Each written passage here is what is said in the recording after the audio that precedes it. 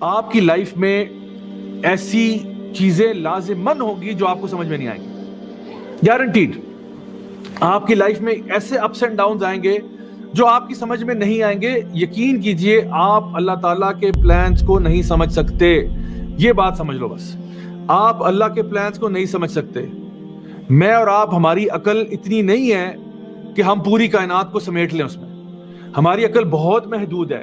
اللہ تعالیٰ العلیم ہے، الحکیم ہے۔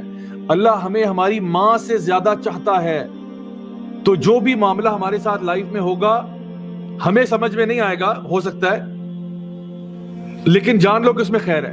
جیسے ایک چھوٹا بچہ آگ کی طرف ہاتھ بڑھاتا ہے، ماں اس کے ہاتھ پہ تھپڑ مارتی ہے زور سے، نہیں کرو۔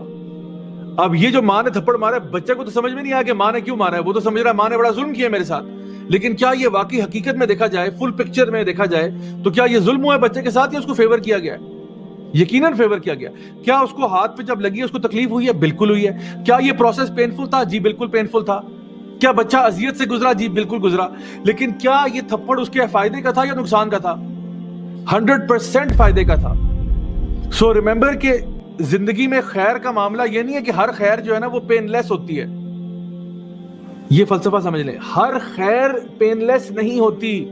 بہت دفعہ زندگی کے سب سے اہم ترین سبق جو ہے نا وہ آپ کو پین سکھاتا ہے، آپ تکلیف سے سیکھتے ہیں۔ اگر آپ اس تکلیف سے نہ گزرتے آپ وہ سبق نہ سیکھتے۔ ہماری لائف میں ایک پرابلم کی آتی ہے نا، یہ بات غور طلب ہے کہ وہ مصیبت جو بھی ہے ہماری اکثر و بیشتر ہماری سمجھ میں نا اس ٹائم پہ وہ نہیں آ رہا ہوتا۔ یعنی جو بندہ بھی مصیبت میں ہوتا ہے نا، اس کو اس ٹائم پہ نا اس کا لگتا ہے کہ جس کو ہم کہتے ہیں انگلش میں ٹنل ویژن ہو جاتا ہے، وہ نا ہر طرف سے بلاک ہو جاتا ہے۔ اس کو لگتا ہے کہ میرا کوئی سلوشن ہی نہیں ہے، میرا کوئی سلوشن ہی نہیں ہے۔ اس میں دو باتیں بڑی اہم ہیں۔ ایک تو یہ کہ سلوشن ہے، آپ کو لگ رہا ہے اپنی کم ذہن کے ساتھ، اپنی کم علمی کی وجہ سے آپ کو لگ رہا ہے کہ سلوشن نہیں ہے، لیکن خدا کی قسم سلوشن ہے۔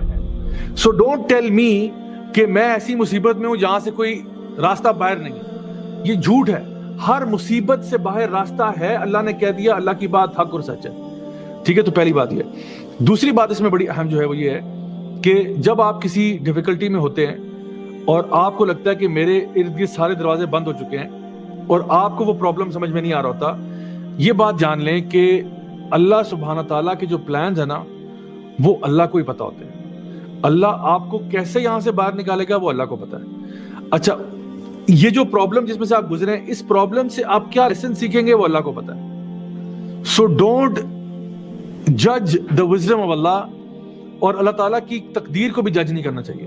اور اسی لیے میں آپ کو بتاؤں ایک بڑی خوبصورت ذکر، بڑی خوبصورت دعا نبی کریم صلی اللہ علیہ وسلم نے سکھائی کہ ہم کہتے ہیں کہ رضیت باللہ ربا وبالاسلام دینا وبمحمد صلی اللہ علیہ وسلم نبی۔ میں راضی ہوں اللہ میرا رب ہے، میں راضی ہوں اسلام میرا دین ہے، میں راضی ہوں کہ نبی کریم صلی اللہ علیہ وسلم میرے نبی ہیں، میرے رول ماڈل ہیں۔ جو شخص دن میں یہ 3 دفعہ کہتا ہے، صبح کے ٹائم، 3 دفعہ شام کے ٹائم، تو اللہ تعالیٰ، یعنی حدیث میں آتا ہے اللہ تعالیٰ اس کو راضی کر دے گا۔ جس نے یہ کہا نا کہ میں اللہ سے راضی ہوں، اللہ اس کو راضی کر دے گا۔